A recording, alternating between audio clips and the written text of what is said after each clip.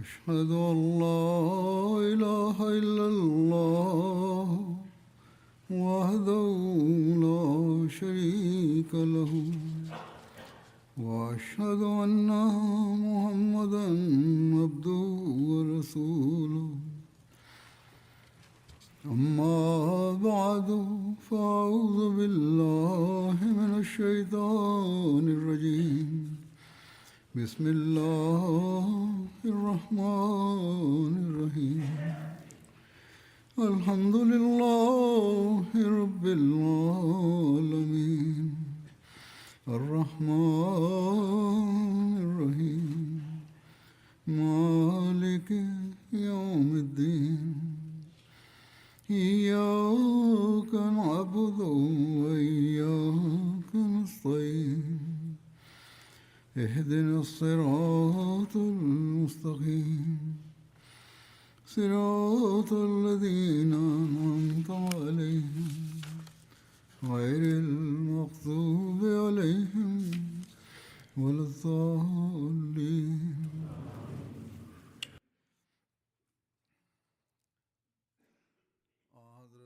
En na de terugkeer van de heilige profeet sallallahu alaihi wasallam naar Medina, werden er ook nog enkele verdere expedities ondernomen door de heilige profeet sallallahu alaihi wasallam, die ik zal noemen. Eén daarvan is de expeditie van Qais bin Sa'd bin Ubadah. Dit was in de richting van Soda in het 8e jaar na Hijra, nadat de heilige profeet sallallahu alaihi wasallam vanuit Jirana naar Medina terugkeerde. Stuurde hij delegaties naar verschillende plaatsen om mensen op te roepen tot de islam. Als zodanig werd Muhajir bin Abi Umayya naar Sanaa gestuurd, de hoofdstad van Jemen, en Ziyad bin Labid werd naar Hadramaut gestuurd. Er werd ook een contingent voorbereid en Qais bin Sa'd werd aangesteld als hun leider. De heilige profeet sallallahu alaihi wasallam stuurde Qais bin Sa'd met 400 man weg, zodat ze de Jemenitische stam van Soda tot de islam konden oproepen. Volgens een andere overlevering gaf de heilige profeet sallallahu alaihi wasallam hen de opdracht om tegen de stam van Soda te vechten.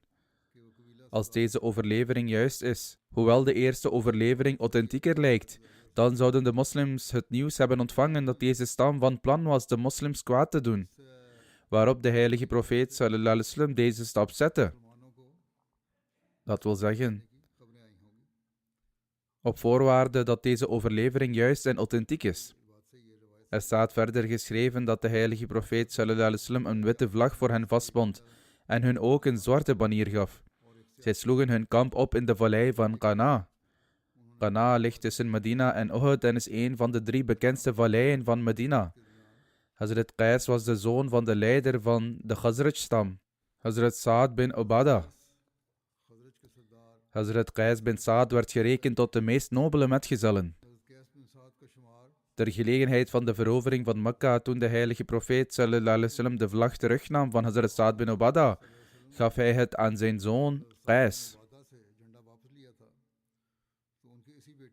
Hij werd beschouwd als iemand met een gezonde mening en een groot ruiter. Hij stond ook bekend om zijn vrijgevigheid. Hazrat Qais had zijn kamp opgeslagen in Qana, toen een persoon van de stam Soda, Ziyad bin Harith, voorbij kwam. Hij had zich onlangs tot de islam bekeerd. Waarom was het zo dat hij niet verrast was toen hij hoorde dat dit leger op stap was om zijn stam aan te vallen? Hij moest het zeker geweten hebben dat de mensen van zijn stam van plan waren de moslims kwaad te doen en dat de moslims hen ter verdediging benaderden. Hoe dan ook, toen hij dit zag, dat zijn stam binnenkort zou worden aangevallen, ging hij onmiddellijk naar de heilige profeet sallallahu alaihi wasallam en vroeg hem: roep het leger terug dat u hebt gestuurd. Ik geef u een garantie namens mijn volk en beloof ook dat zij de islam zullen accepteren. Met andere woorden, hij garandeerde dat ze de moslims niet zouden aanvallen en ook dat ze geleidelijk de islam zouden accepteren. De heilige profeet sallallahu alaihi wasallam accepteerde zijn verzoek en riep het leger terug. Hieruit blijkt ook duidelijk dat hij geen contingent stuurde om het gebied te veroveren of om het volk te onderwerpen. In plaats daarvan deed hij dit om de boodschap van de islam over te brengen en om de moslims te beschermen. Hazrat Ziyad bin Harith handelde in overeenstemming met zijn belofte en vervulde deze. En de mensen uit zijn stam begonnen geleidelijk de islam te accepteren. Als het de bedoeling was om mensen alleen maar met geweld tot de islam te bekeren, dan zou het hen niet toegestaan zijn de islam geleidelijk te aanvaarden. En nadat zij de leringen ervan hadden begrepen, hen zou rechtstreeks worden verteld, of je aanvaardt de islam, of je zult het zwaard moeten trotseren. Niettemin, hierna, toen de heilige profeet sallallahu alaihi wasallam geleidelijk aan tot hen predikte, accepteerden zij de islam, omdat het aanvallen en dwingen van mensen om moslim te worden in strijd is met de leringen van de islam.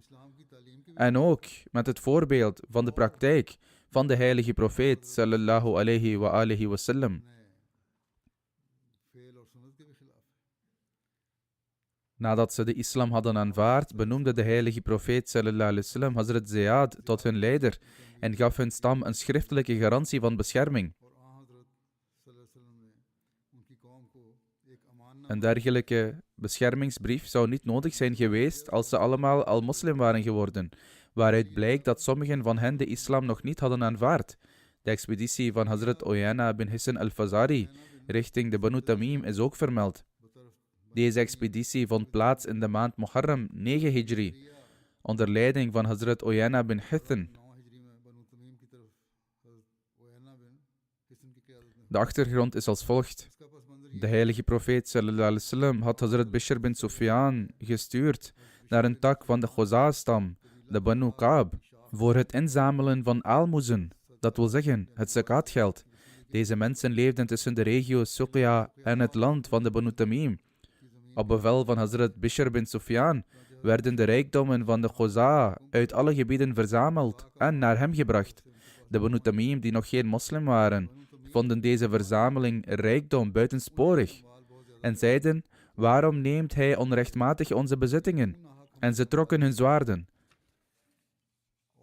De Banu Khuza'a zei: wij hebben het geloof van de islam aanvaard. En dit is een gebod van onze religie. Wij betalen het graag, waarom stoort het je? Maar de Banu Tamim antwoordde: deze Bishr bin Sufyan zal zijn kamelen niet eens levend bereiken. Toen hij deze toestand van ruzie en vijandigheid zag, trok Hazrat Bishr bin Sufyan zich terug zonder iets te verzamelen en keerde terug. De Banu Khuza'a was hierdoor diep beledigd. Ze waren erg boos.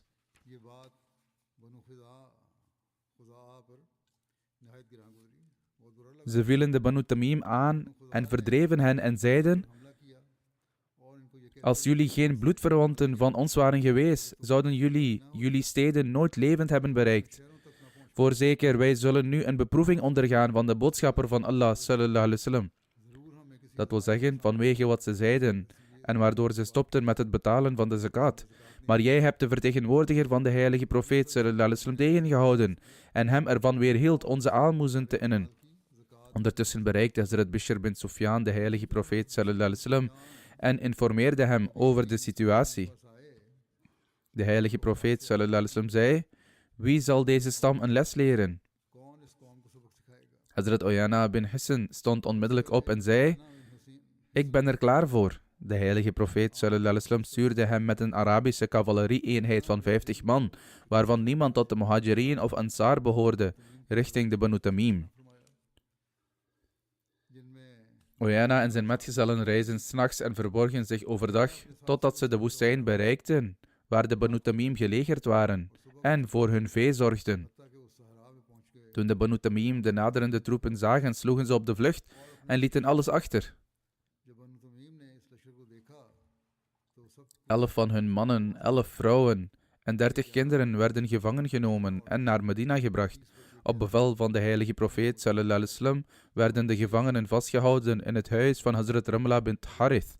Later kwam een delegatie van 80 of 90 leiders van de Banu Tamim naar de heilige profeet sallallahu alaihi wasallam. Onder hen bevonden zich de welsprekende dichters en redenaars van de stam.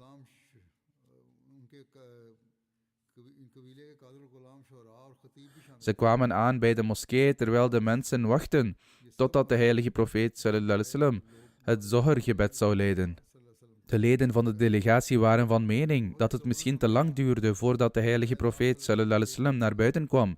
Dus sommigen van hen gingen naar zijn kamer en begonnen luid te roepen, zeggende: O Mohammed sallallahu alaihi wasallam, kom naar ons toe.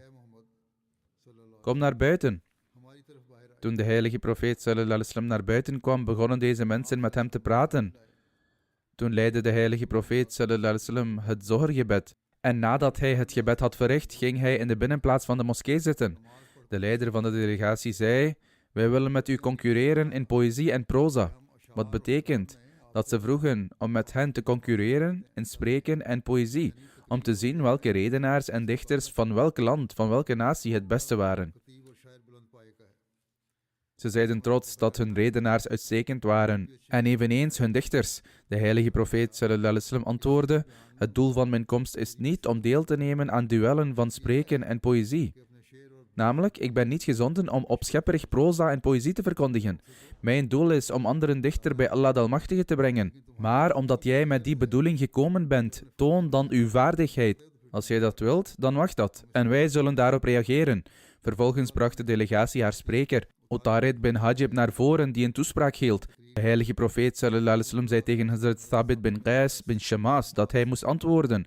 En hij gaf als antwoord daarop zo'n krachtige toespraak, dat het de taal van de vijand volledig overtrof. Op dat moment was Hazrat Hassan bin Thabit niet aanwezig bij de bijeenkomst. Dus de heilige profeet sallallahu alaihi wasallam riep hem. Hierna droeg de dichter van de delegatie, Zibriqan bin Badr, zijn verzen voor.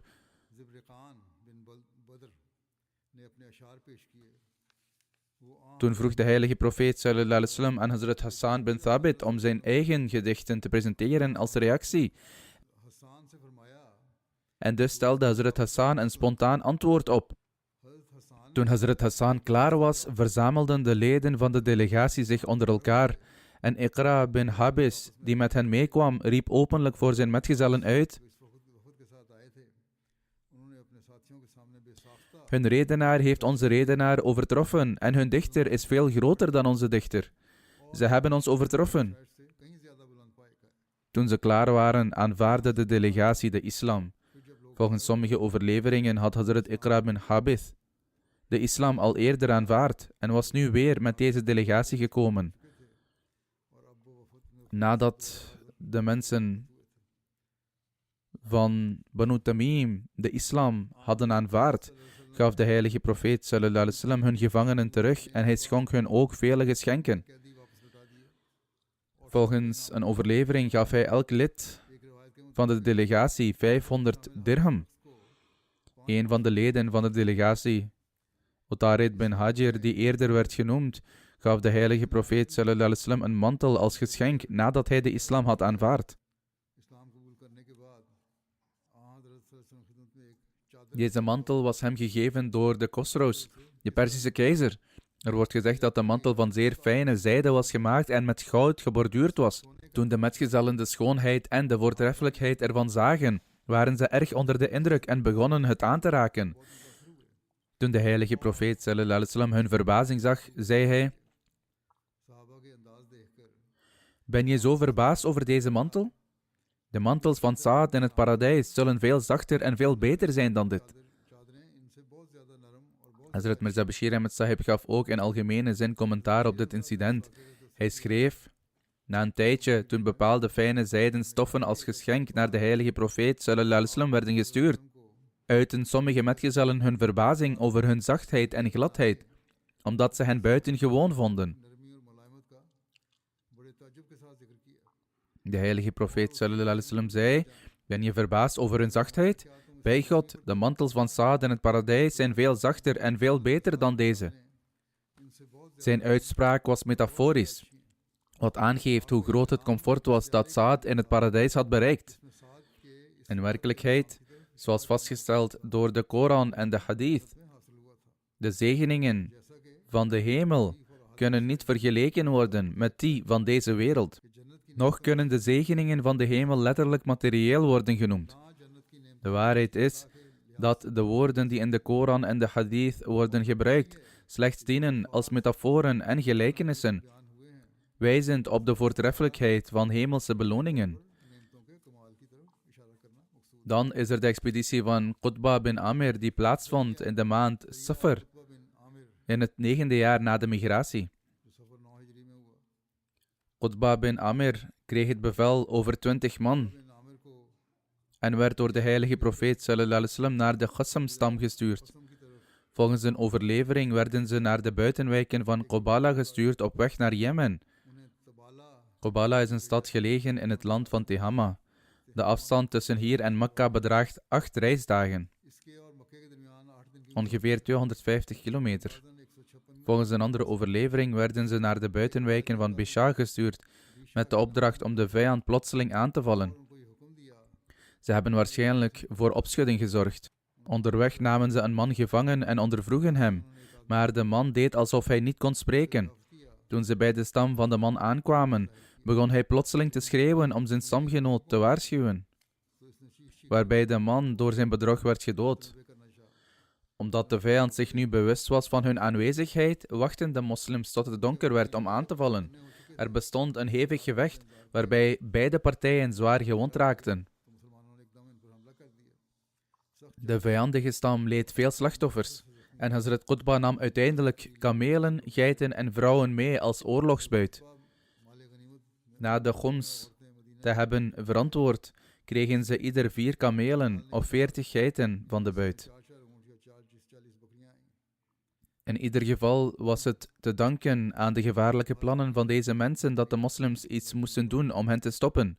Dan wordt er melding gemaakt van de expeditie van Dhahak bin Sufyan Kilabi, gestuurd naar de Banu Qilab in de maand Rabiul Awwal tijdens het 9e jaar na de migratie. De heilige profeet sallallahu alaihi wasallam stuurde Hazrat Dhahak bin Sufyan Kilabi richting Zahaks eigen stamleden, de Bani Kilab, gelegen in Qorata. Qorata is de naam van een tak van de Banu Bakr-stam, die op ongeveer 7 dagreizen afstand van de gezegende stad Medina woonde.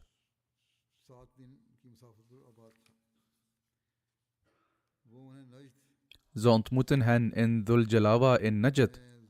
Ze brachten de boodschap van de islam aan hen over, maar de stamleden verwierpen deze boodschap. De situatie verslechterde totdat er gevechten uitbraken. De moslims versloegen de mensen van Qorata en keerden terug met de buit. Tijdens deze expeditie vond er ook een voorval plaats dat het geloof versterkte.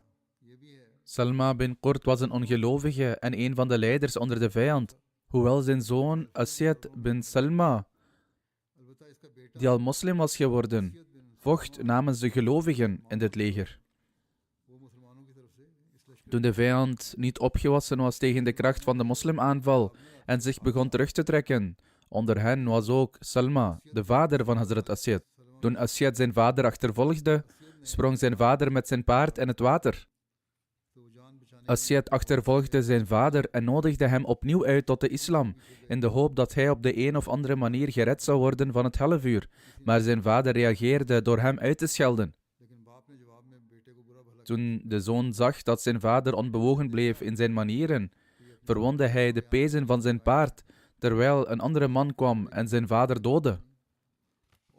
Hoewel er nog een andere overlevering is die zegt dat toen Asyad naar Medina kwam en de islam accepteerde, zijn bejaarde vader hem een brief schreef die poëzie bevatte, waarin hij zijn ontzetting uitsprak over het feit dat hij moest toezien hoe zijn zoon hem op hoge leeftijd ongehoorzaam was. En hij bespotte ook de aanvaarding van de islam door zijn zoon. Hij schreef ook om de redenen te vragen waarom Asyad zijn bejaarde vader in de steek liet en de islam accepteerde. Toen Asyad deze brief zag, presenteerde hij zichzelf voor de heilige profeet sallallahu alaihi wasallam en legde de hele situatie uit en vroeg toestemming om een reactie aan zijn vader te schrijven, waarop de heilige profeet sallallahu alaihi wasallam toestemming gaf om een uitnodigingsbrief tot de islam te schrijven, waardoor zijn vader zich tot de islam bekeerde. Deze overlevering bestaat ook. Dan wordt er melding gemaakt van de expeditie van Hazrat Alqama bin Mujazziz richting Jeddah. Ibn Sa'd schrijft dat deze expeditie plaatsvond in Rabi'u Thani 9 Hijri, terwijl andere overleveringen vermelden dat het in Safar 9 Hijri heeft plaatsgevonden. De heilige profeet sallallahu alaihi wasallam werd geïnformeerd dat er krijgers uit Abyssinia aan de kust van Jeddah waren geland. Volgens sommige rapporten waren zij van plan om aanvallen uit te voeren op de mensen van Mekka. In een boek staat dat ze de zee overstaken om de moslims kwaad te doen. Jeddah is een stad aan de kust ten westen van Mekka. Het is tot op de dag van vandaag zo gebleven en het is een van de belangrijkste steden van de Hijaz. De afstand tussen Mekka en Jeddah is ongeveer 75 kilometer, terwijl de afstand van Medina naar Jeddah ongeveer 400 kilometer bedraagt. De heilige profeet sallallahu alaihi wasallam stuurde Hazrat Alqama met een contingent van 300 man. Toen degenen die uit Abyssinië naar de kust van Jeddah waren gekomen, hoorden van Hazrat Alqama's komst, gingen ze aan boord van hun boten en vluchtten over zee. Hazrat Alqama achtervolgde hen tot aan een eiland. Een opmerkelijk incident tijdens deze expeditie is als volgt vastgelegd. Hazrat Abu Sa'id Khudri vertelt: de heilige profeet sallallahu alaihi wasallam heeft Alqama bin Mujazziz als commandant over een bepaald leger aangesteld en ik behoorde tot die groep. Toen we hun bestemming bereikten en de missie hadden voltooid en voorbereiden om snel terug te keren, vroeg een groep toestemming aan hun commandant om vooruit te reizen.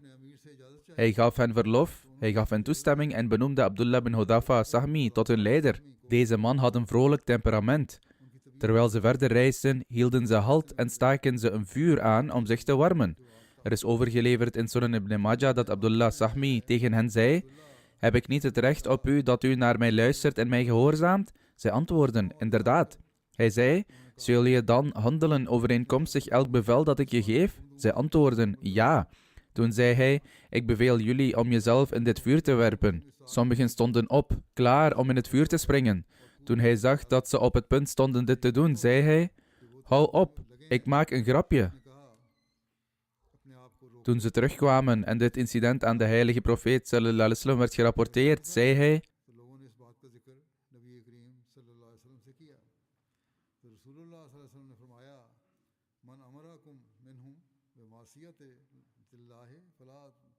als iemand onder jullie leiders jullie gebiedt Allah ongehoorzaam te zijn, gehoorzaam hem dan niet. In een andere overlevering zei de heilige profeet sallallahu alaihi wasallam: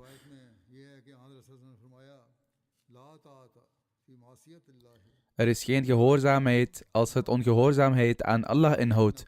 Gehoorzaamheid is alleen in datgene wat ma'roof is.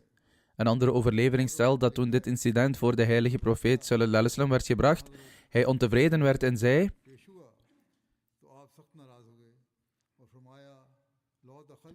als zij er waren binnengegaan, zouden zij er nooit meer zijn uitgekomen tot de dag des oordeels. Gehoorzaamheid is alleen in datgene wat ma'roof is. Hazrat Muslim Maud radiyallahu anhu citeerde dit incident ook, waarin wordt uitgelegd dat gehoorzaamheid niet geldt in zaken die in strijd zijn met de sharia. Hij zei: bij één gelegenheid benoemde de heilige profeet sallallahu alaihi wasallam een metgezel als commandant van een kleine expeditie. Tijdens de reis gaf die commandant een instructie waar sommige metgezellen zich niet aan hielden, waarop hij boos werd en zei: de boodschapper van Allah sallallahu alaihi wasallam heeft mij tot jullie leider benoemd. En hij zei ook dat iedereen die mijn aangestelde bevelhebber gehoorzaamt, mij gehoorzaamt. En wie hem niet gehoorzaamt, mij niet gehoorzaamt. Ik ben de plaatsvervanger van de boodschapper van Allah sallallahu alaihi wasallam. Waarom was je dan ongehoorzaam? De metgezellen antwoordden: wij zullen u gehoorzamen. De commandant zei: goed, ik zal nu eens kijken of jullie echt gehoorzamen. Hij gaf opdracht een vuur aan te steken. En toen het vuur in brand stond, zei hij: gooi jezelf erin. Sommigen bereidden zich voor, maar anderen hielden hen tegen en zeiden: gehoorzaamheid is in religieuze zaken. Dit gebod is in strijd met de sharia, omdat het verboden is ons leven te geven door in dit vuur te springen. Allah de Almachtige heeft zelfmoord verboden. Toen de kwestie aan de heilige profeet sallallahu alaihi wasallam werd voorgelegd, keurde hij degenen goed die weigerden en zei dat in het vuur springen inderdaad onrechtmatig zou zijn geweest. Dan wordt er melding gemaakt van de expeditie van Hazrat Ali richting Fuls van de stam Banu Tay. Dit vond plaats in Rabi'u Thani 9 Hijri. Fuls was een afgodsbeeld dat zich in de regio Najd bevond en de stam Tay zou het aanbidden door offers te brengen en zelfs wapens te wijden. De heilige profeet sallallahu alaihi wasallam stuurde Hazrat Ali radiyallahu anhu met 150 mannen uit de Ansar, samen met 100 kamelen en 50 paarden om dit afgodsbeeld, Fuls, van de Banu Tay te vernietigen.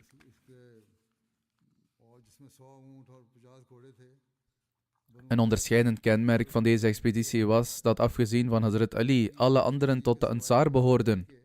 Er was niemand van de Muhajirin bij hen.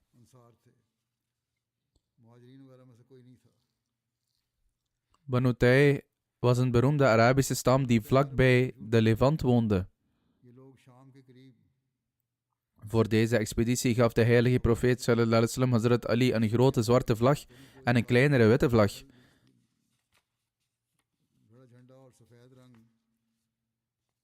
Hazrat Ali viel bij zonsopgang aan en brak het beeld van Fuls af. Er werden veel gevangenen en vee meegenomen. Dit was de stam van de beroemde vrijgevige leider Hatim al-Tai. En onder de gevangenen was zijn dochter, Safana. Hatim's zoon, Adi, die het stamhoofd was, vluchtte naar Syrië. Hazrat Abu Qatada werd aangesteld om de gevangenen te bewaken, terwijl Abdullah bin Atiq verantwoordelijk werd voor het vee. Van de oorlogsbuit werd een vijfde gereserveerd voor de heilige profeet sallallahu alaihi wasallam en de rest werd verdeeld onder de soldaten. Hatim's dochter Safana werd echter niet bij de verdeling betrokken. Ze werd als gevangene naar Medina gebracht, de dochter van Hatim al-Tai. Safana werd bij de rest van de gevangenen gehouden, in een tent buiten de deur van de moskee van de profeet. Safana was een dappere en intelligente vrouw. Toen de heilige profeet sallallahu alaihi wasallam langs haar tent liep, stond ze uit respect voor hem op en zei: O boodschapper van Allah, sallallahu alaihi wasallam, mijn vader is overleden en mijn broer, die mijn voogd was, is gevlucht. Behandel mij met vriendelijkheid. Allah zal u belonen. De heilige profeet sallallahu alaihi wasallam vroeg: wie is jouw beschermer? Ze antwoordde dat het Adi bin Hatim Tai was. De heilige profeet sallallahu alaihi wasallam zei: dezelfde persoon die is gevlucht voor Allah en zijn boodschapper. Nadat hij dit had gezegd, vertrok de heilige profeet sallallahu alaihi wasallam. De volgende dag, toen de heilige profeet langs dezelfde plaats kwam, zei Safana hetzelfde wat ze de vorige dag had gezegd. De heilige profeet sallallahu alaihi wasallam gaf hetzelfde antwoord als de vorige dag en vertrok, waardoor Safana verdrietig werd. Op de derde dag, toen de heilige profeet sallallahu alaihi wasallam langs haar tent kwam, liep Hazrat Ali achter hem aan. Hazrat Ali gebaarde dat Safana moest opstaan en haar verzoek nogmaals moest herhalen. Ze stond meteen op uit respect en legde hetzelfde verzoek voor aan de heilige profeet sallallahu alaihi wasallam. De heilige profeet sallallahu alaihi wasallam zei: ik heb uw verzoek geaccepteerd, je bent nu vrij, maar wees niet te haastig om hier te vertrekken. Wanneer we iemand betrouwbaar vinden, dan word jij met hem naar je broer in Syrië gestuurd. Volgens een andere overlevering vroeg ze de heilige profeet sallallahu alaihi wasallam om vriendelijkheid te tonen door haar te bevrijden. En dus liet de heilige profeet sallallahu alaihi wasallam haar vrij als een daad van vriendelijkheid. Als gevolg hiervan werd ze moslim. Er is ook een overlevering dat vermeldt dat ze moslim werd voordat ze werd vrijgelaten, of onmiddellijk na de vrijlating. Een paar dagen later kwamen er mensen van de Banu Ghuza naar Medina en waren van plan om naar Syrië te reizen. Safana kwam erachter en zei tegen de heilige profeet sallallahu alaihi wasallam dat zij deze mensen vertrouwde en toestemming vroeg om met hen mee te gaan naar Syrië. De heilige profeet sallallahu alaihi wasallam gaf toestemming en gaf haar ook wat kleren, een rijdier en wat proviand voor de reis. Van daaruit vertrok ze en bereikte haar broer Adi in Syrië. Toen ze Syrië bereikte en haar broer ontmoette, bespotte ze hem door te zeggen dat hij met zijn vrouw en kinderen was gevlucht, maar zijn zuster en zijn eer achterliet. Toen haar broer dit hoorde, vroeg hij haar om vergiffenis en gaf uiting aan zijn schaamte. Slechts een korte tijd later vroeg Adi aan zijn zus: vertel me wat je van Mohammed sallallahu alaihi wasallam vindt. Safana, die moslim was geworden nadat ze het morele karakter van de heilige profeet sallallahu alaihi wasallam had waargenomen, zei: bij Allah, ik denk dat je zo snel mogelijk naar hem toe moet gaan. Als hij werkelijk een profeet is, dan zal degene die snel naar hem toe gaat, succes vinden. Als hij een koning is, dan zal dat geen enkel verschil maken voor uw eer en waardigheid. Adi zei: dat is een goed advies. Vervolgens trof hij snel voorbereidingen en vertrok naar Medina. De heilige profeet sallallahu alaihi wasallam zat in de moskee. Adi stelde zichzelf voor en de heilige profeet sallallahu alaihi wasallam nam hem mee naar huis. Onderweg hield een oudere dame de heilige profeet sallallahu alaihi wasallam tegen om met hem te praten of hem een vraag te stellen. De heilige profeet sallallahu alaihi wasallam verbleef daar geruime tijd om met de oude dame te praten. Adi, die dit alles observeerde, dacht bij zichzelf dat iemand die op verzoek van een oudere dame op deze manier stopt, geen koning kan zijn. Bij aankomst bij zijn huis, toen de heilige profeet sallallahu alaihi wasallam Adi een leren kussen aanbood, gevuld met dadelpalmbladeren om op te zitten, verklaarde Adi dat de heilige profeet sallallahu alaihi wasallam erop zou moeten zitten. Maar de heilige profeet sallallahu alaihi wasallam zei, nee, je moet erop gaan zitten. En ging toen zelf op de grond zitten. Hierop dacht Adi opnieuw bij zichzelf, bij God, deze man kan geen koning zijn. De heilige profeet sallallahu alaihi wasallam begon een gesprek met hem. Hij sprak over Adi's religie en ook over enkele persoonlijke zaken. Het betrof zaken waar niemand behalve Adi van wist. Dit overtuigde Adi ervan dat hij zeker een profeet was en hij zei,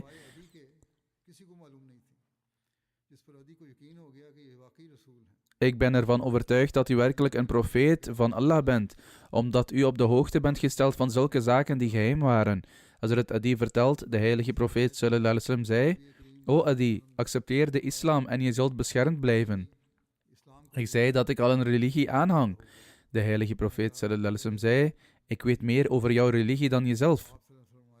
Ik vroeg hem hoe het kon dat hij meer over mijn religie wist dan ik. De heilige profeet sallallahu alaihi wasallam zei, ja, ik weet meer over jouw religie dan jijzelf. Toen zei de heilige profeet sallallahu alaihi wasallam, volg jij Raqusi niet? Een religie die zich tussen christendom en Sabeïsme bevindt? Ik zei dat inderdaad dit het geval was. De heilige profeet sallallahu alaihi wasallam zei, ben jij niet de leider van jouw volk? Ik antwoordde bevestigend. De heilige profeet sallallahu alaihi wasallam zei, als leider mag je toch een kwart van de buit houden? Ik zei dat ik dat bedrag inderdaad had gehouden. De heilige profeet sallallahu alaihi wasallam zei, het is zelfs in uw religie niet toegestaan om dit bedrag te behouden. Ik voelde berouw en schaamte.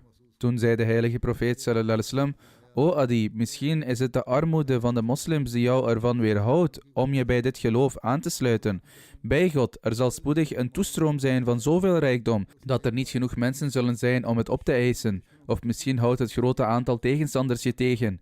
Misschien werd hij tegengehouden door het grote aantal tegenstanders van de islam. Maar bij God, je zult spoedig horen over een vrouw die alleen op haar kameel vanuit Hira zal reizen om de bedevaart naar het huis van Allah, de Kaaba, te verrichten, zonder enige angst. Misschien is het ook deze factor die u ervan weerhoudt het geloof te omarmen dat de autoriteiten en de soevereiniteit op dit moment bij anderen ligt. Maar bij God, de dag is niet ver weg, wanneer u hoort van het worden geopend van de witte paleizen van Babylon voor de gelovigen en de schatten van Khosrows zullen voor hen worden ontbloot. De heilige profeet sallallahu alaihi wasallam herhaalde dit 3 keer. Adi vertelt dat toen hij getuige was van het nobele karakter van de heilige profeet sallallahu alaihi wasallam en toen hij naar zijn woorden luisterde, hij de islam aanvaarde. Hazrat Adi vertelde over het incident van zijn aanvaarding van de islam en noemde ook dat hij een eenzame vrouw vanuit Hira zag reizen en de rondgangen, de tawaf van het huis van Allah zonder enige metgezel zag verrichten. Bovendien maakte hij zelf deel uit van de expeditie die leidde tot de verovering van het Perzische Rijk. Nadat hij de islam had aanvaard, hield Hazrat Adi zich zeer aan de islamitische geboden. Hij zou te alle tijden in een staat van wudu, in een staat van wassing blijven en was buitengewoon ijverig en bezorgd over het in acht nemen van het gebed. Wat betreft degenen die herhaaldelijk de vraag stellen of een vrouw een mahram, een mannelijke voogd moet hebben om op hajj te gaan. Deze bepaling was noodzakelijk vanwege de omstandigheden van die tijd. Ik heb deze vraag al meerdere keren beantwoord. Deze overlevering ondersteunt echter het idee dat het voor een vrouw mogelijk is om alleen te reizen. Zoals Hazrat Adi zelf getuigde dat hij een vrouw alleen vanuit Hira had zien reizen om de bedevaart te doen, zonder dat er een mahram bij haar was. Kort na de expeditie onder leiding van Hazrat Ali arriveerde een delegatie van de stam Tai voor de heilige profeet sallallahu alaihi wasallam en accepteerde de islam. Dan wordt er melding gemaakt van de expeditie van Ukasha bin Mihsan, die naar Janab werd gezonden. Dit vond plaats in de maand Rabi' Thani in het 9e jaar na de Hijra. Deze expeditie vond plaats in de noordelijke regio van Medina, onder de stammen van Udra en Bali. die in de omgeving woonden. Sommige overleveringen verwijzen ook naar dit gebied als Jabbab. Er worden niet veel details gegeven over deze expeditie, afgezien van de bevestiging dat het daadwerkelijk heeft plaatsgevonden. Ik zal nu wat inleidende details geven over de slag van Taboek. Deze campagne vond plaats in de maand Rajab in het 9e jaar na de Hijra, overeenkomend met september 630 na Christus. Na de slag van Taif vertrok de heilige profeet sallallahu alaihi wasallam naar Taboek in Rajab 9 Hijri. Dit was de laatste strijd tijdens het gezegende leven van de heilige profeet sallallahu alaihi wasallam, waaraan hij deelnam. Taboek ligt ongeveer 685 kilometer van Medina en de campagne werd vernoemd naar de bron van Taboek, in de buurt waarvan het leger gelegerd was. Toen de heilige profeet sallallahu alaihi wasallam het gebied naderde, zei hij tegen zijn metgezellen: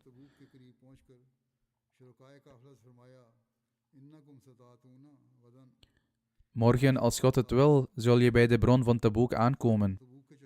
De heilige Koran verwijst naar de slag van Taboek als Salatul Usr, het uur van moeilijkheid.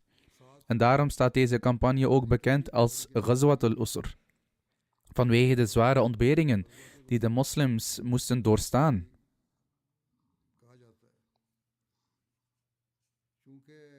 Deze omvatten extreme hitte, de uitgestrektheid van de reis, schaarste aan rijdieren en een extreem tekort aan water langs de route.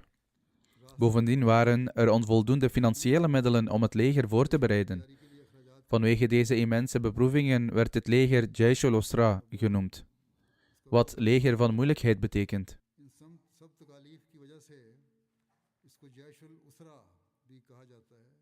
Deze expeditie staat ook bekend als Ghazwatul Fadhiya, de slag van de blootstelling, omdat Fadhahd in het Arabisch blootstellen of onthullen betekent, omdat er veel hypocrieten werden ontmaskerd, wat leidde tot meer schande en vernedering voor hen, en daarom kreeg het deze naam.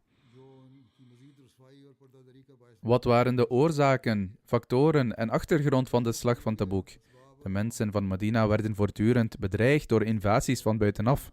Vooral door de Banu Ghassan, die door de Romeinen werden gesteund. Er waren ook berichten die erop wezen dat zowel de Romeinen als de Ghassaniden zich op oorlog voorbereiden. Over de angst voor een aanval van de Ghassaniden vertelt Hazrat Umar zelf: wij waren altijd bang voor een aanval van de Ghassaniden. Het leek erop dat ze op elk moment een aanval konden lanceren.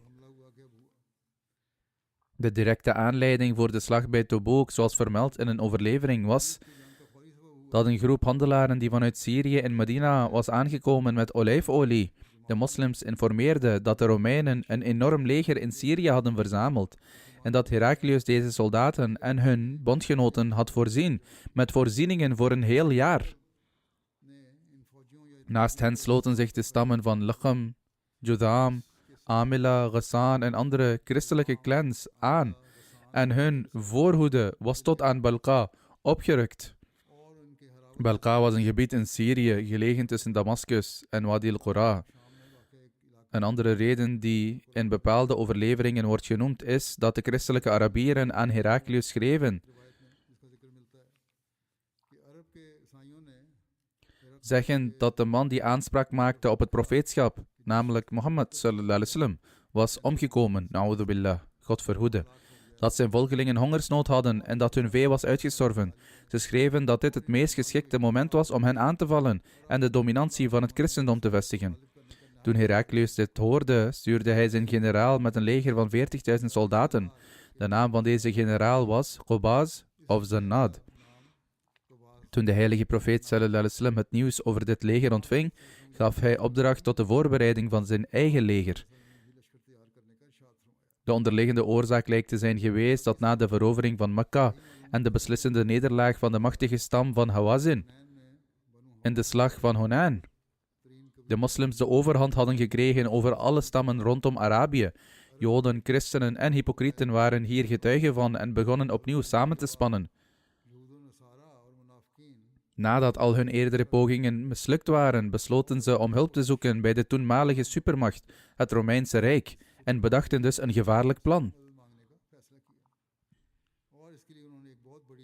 Enerzijds legden ze contact met de Romeinse keizer en overtuigden hem om zijn leger te sturen om de moslims te vernietigen. Aan de andere kant begonnen de hypocrieten in Medina geruchten te verspreiden dat de Romeinse keizer zich voorbereidde om zijn troepen naar Medina te sturen om Mohammed sallallahu alaihi wasallam en alle moslims volledig te vernietigen.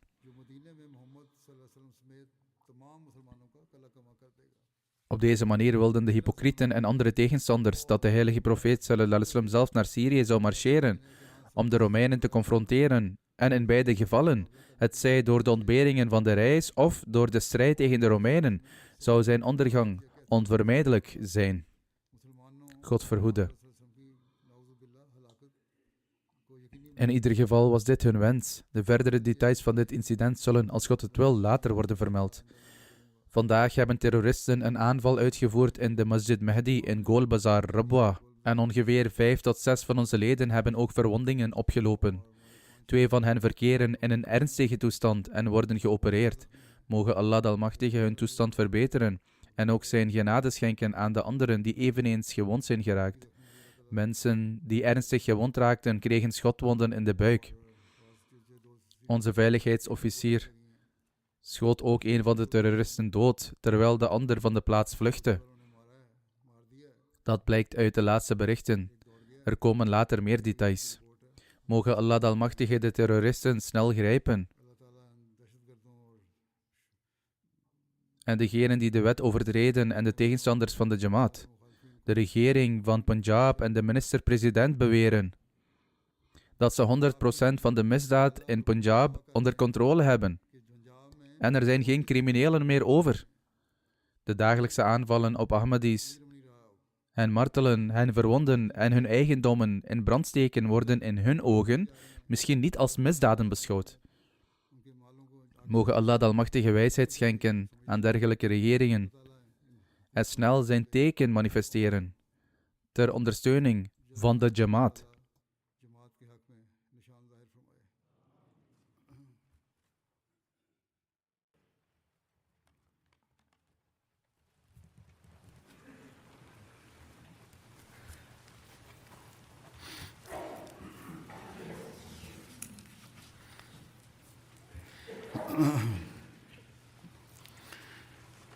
Alhamdulillah, nahmaduhu wa nasta'inuhu wa nastaghfiruhu wa nu'minu bihi wa natawakkalu alayhi wa na'udhu billahi min shururi anfusina wa min sayyiati a'malina. Man yahdihillahu fala mudilla lahu ومن يضلل فلا هادي له ونشهد أن لا إله إلا الله ونشهد أن محمدا عبده ورسوله عباد الله رحمكم الله إن الله يأمر بالعدل والإحسان وإيتاء ذي القربى وينهى عن الفحشاء والمنكر والبغي يعظكم لعلكم تذكرون اذكروا الله يذكركم وادعوه يستجب لكم ولذكر الله أكبر.